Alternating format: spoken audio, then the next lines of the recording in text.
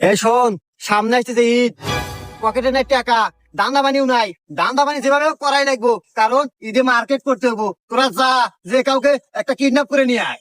এ কি কোন উস্তাদ, এটা রমজান মাস না? আর রমজান মাসে কি এসব কাম হরা যাব? এ সোহাগ, এবার কোন কমের লোক রে?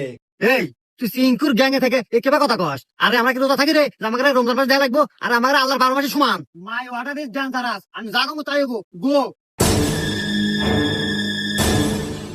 উস্তাদ, ইওর প্রোডাক্ট ইজ রেডি। ওস্তাদ, একবার মসজিদ থেকে বাইরে হাতে ধরে নিয়েছি, একবার ইনটেক মাল।